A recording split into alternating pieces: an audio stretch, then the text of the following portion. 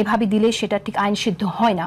তো সেটা কি গণভোটের মধ্য দিয়ে হয়ে যায় কিনা, এবং এই গণভোট যদি নেওয়া হয়, সংবিধানে যখন একটা জিনিস, সংবিধানে যে কোনো সংস্কার যদি বাস্তবায়ন করতে হয়, সেটা আমরা জানি যে সংখ্যাগরিষ্ঠ, দ্বিতীয় সংখ্যাগরিষ্ঠ একটা ভোটের ব্যাপার থাকে পার্লামেন্টে। কিন্তু যখন আপনি গণভোটে যাচ্ছেন তখন কিন্তু আপনার এক ভোটে বিজয়ী হয়ে ভোট জয়যুক্ত হচ্ছে। সংবিধান কি সংস্কার সেভাবে আসলে হতে পারে কিনা, একটু আমি আপনার কাছে সংক্ষেপে শুনবো। ধন্যবাদ। সহ-আলোচকদের সবাই সহ যারা দেখছেন সবাইকে সালাম এবং শুভেচ্ছা জানাই। প্রথম বিষয় হচ্ছে যে গণভোটের মধ্য দিয়ে সংবিধান সংস্কারের কাজটা শেষ করা অথবা ভিন্ন মতের মীমাংসা করা, এটার কোনোটার ব্যাপারেই কোনো ঐকমত্য হয়নি। প্রস্তাব ছিল, নানা কারণেই অনেকগুলো প্রস্তাব এসছে, তার মধ্যে একটা আছে আস্থার সংকট, যে আমরা আজকে যা করছি ভবিষ্যতে গিয়ে পার্লামেন্টে যে জিতবে তারা সেটাকে মান্য করবে, এটা একটা আস্থার সংকট ছিল, কারণ অতীত অভিজ্ঞতা আছে। 2 নম্বর ছিল যে একটা জায়গা যে জুলাই অভ্যুত্থান কি ছিল, বিপ্লব না অভ্যুত্থান, এটা আরো স্পেসিফিক্যালি করলে যে সংবিধানের অবস্থান কি হবে, মানে সংবিধান কি স্থগিত থাকবে না সংবিধানের অধীনে আমরা আছি, এই নিয়ে যে একটা কনফিউশন, সেটা থেকে এসছে। আর 3 নম্বর হচ্ছে এগুলো সবই রাজনৈতিক দলগুলোর নিজস্ব অবস্থান, যেখান থেকে রাজনৈতিকভাবে আপার হ্যান্ড নেওয়ার একটা চেষ্টা থাকে। মানে আমি রাজনৈতিকভাবে কতটা এগিয়ে গেলাম, আমি কতটা প্রাধান্য বিস্তার করতে পারলাম, এর মধ্যে দিয়ে জনমতকে আমার পক্ষে কতটা আনতে পারলাম, সেগুলো তো অন্তর্লীনভাবে থাকে। ওইটাই মূল বিষয় হিসেবে অনেক সময় কাজ করে যায়, যে কারণে আমাদের দলের দিক থেকে এটা আবার একটু পুনরায় উল্লেখ করে রাখা দরকার। আপনি বহুবার শুনেছেন, যতবার, অন্তত 5ই আগস্টের পর থেকে, যখন যে আমরা বলেছি যে প্রতিযোগিতা থাকবে, দলগুলো সবাই নিজেকে এগিয়ে নিয়ে যাওয়ার চেষ্টা করবে, কিন্তু সেটা যাতে ন্যূনতম জাতীয় ঐক্যমতকে অতিক্রম করে না যায়। তাকে ছাপিয়ে গেলে যে সমস্যাটা হবে, আমরা দ্বন্দ্ব বিরোধে জড়িয়ে পড়বো এবং এর সুযোগটা একদিকে যেমন পতিত ফ্যাসিস্টরা নিবে, অন্যদিকে হচ্ছে যে আমরা এই উত্তরণ পর্বটা ঠিকঠাক মতো পাড়ি দিতে পারবো না। এখন আমরা ন্যূনতম ঐক্যমতের জায়গা খোঁজার চেষ্টা করেছি। আমাদের পজিশন যাই থাকুক, আমাদের পজিশনটা আমরা মনে করেছি যে হয় কনভিন্স করার চেষ্টা করব, ফেল করলে ঐকমত্যের জায়গা খোঁজার চেষ্টা করব, কিন্তু কোনো কিছুই চাপিয়ে দেওয়া যাবে না, কারণ এখানে ডিটারমিনিং কোনো পার্টি নাই যে আমরা যা বলবো তাই হচ্ছে। এখানে কি চাপিয়ে দেওয়ার মতো কোনো বিষয় হচ্ছে কিনা, আমরা তো অনেক অভিযোগ আমি দেখছি। আমরা মনে করি যে এখানে যে ঐকমত্য হয়েছিল যে গণভোটটা হবে, একটা প্রশ্ন ছিল আইনি ভিত্তি। সেটা আসলে আইনি ভিত্তি তো আগেভাগে দেওয়ার সুযোগ নাই, আইনি বাধ্যবাধকতা তৈরি করা যায়, অর্থাৎ জনগণ এটাকে অনুমোদন করছে, আগামী পার্লামেন্টের উপরে এটা বাধ্যবাধকতা হিসেবে জারি হচ্ছে যে তারা এই জুলাই জাতীয় সনদ বাস্তবায়ন করতে বাধ্য। এটা একটা গণভোটের রায় কিংবা গণভোটের মধ্যে দিয়ে আমাদের অর্জন 1 নম্বর। 2 নম্বর অর্জনের কথা হয়েছিল যে গণভোটের মধ্য দিয়ে আগামী সংসদটাকে একটা এমন ক্ষমতা দেওয়া হবে যেটা তারা জুলাই জাতীয় সনদের ভিত্তিতে মৌলিক সংস্কার করতে পারবে।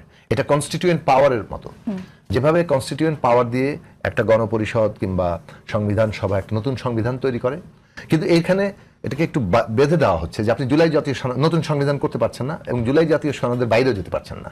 জুলাই জাতীয় সনদের ভিত্তিতেই আপনার কনস্টিটিউয়েন্ট পাওয়ার থাকবে, আপনি সংবিধানের মৌলিক সংস্কার করবেন, যাতে করে এটাকে আর আদালত চ্যালেঞ্জ করতে না পারে, অন্যদিকে এর আর কোনো পরবর্তী গণভোটের প্রয়োজন না হয়। এটা হচ্ছে 2টা অর্জন।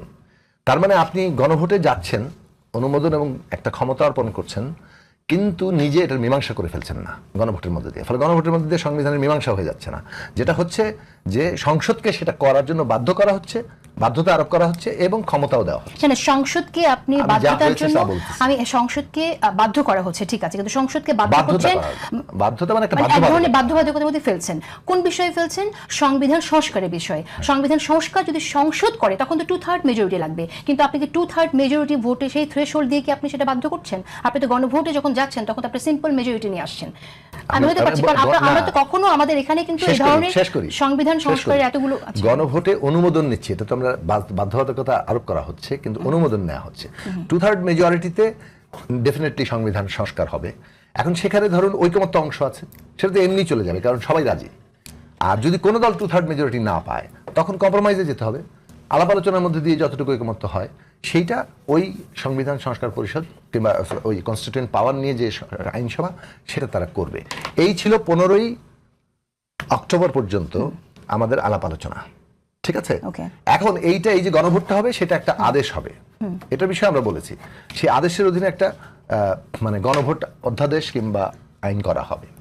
এখন এখানে দেখুন দুটো প্রসঙ্গ এসছে, দলের নাম উচ্চারণ না করি, মানে একটা দল বলেছে যে আদেশটা দিবে হচ্ছে পরবর্তীকালে আর কি বলেছে যে আদেশটা দিবে হচ্ছে প্রধান উপদেষ্টা। আর সাধারণভাবে আপনি যখনই মানে কোনো কিছু প্রধান উপদেষ্টা, তাহলে কোন কিসের বলে আদেশ দিচ্ছেন? প্রধান উপদেষ্টা আদেশ দেওয়ার জায়গা তো সংবিধানে কোথাও লেখা নাই। তিনি কি এখন সংবিধানের বাইরে যেতে পারেন?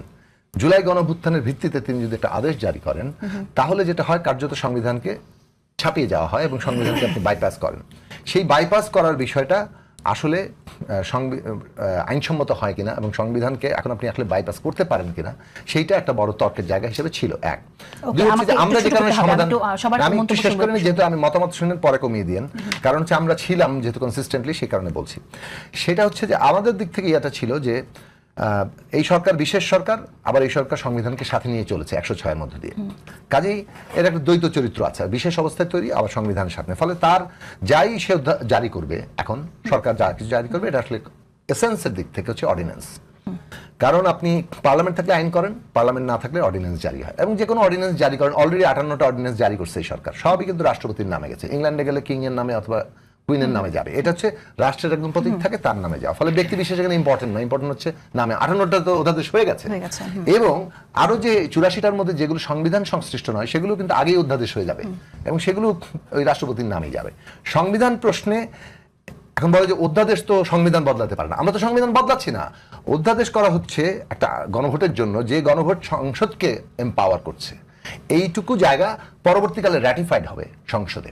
এখন বিপ্লব করলেও আপনি প্রথমে ডিক্রি জারি করেন, সংবিধান স্থগিত করেন, নতুন সংবিধানে খসড়া করেন, দেন গণভোটে যান, কিন্তু আপনার একটা পার্লামেন্ট তৈরি করতে হয়, পার্লামেন্টে এভরিথিং র্যাটিফাই করতে হয়। গণভোট দিয়ে কোনো দেশে সংবিধান পূর্ণ হয় না। আপনি করবেন অ্যাডভোকেট রুহুল কুদ্দুস কাজল, আমি আপনার মন্তব্য শুনতে চাই। আপনি যে গণভোটে ঐকমত্য হয়নি, এবং কথা ছিল যে গণভোটে হ্যাঁ ভোটটা দেওয়া হবে কিসে, প্যাকেজকে।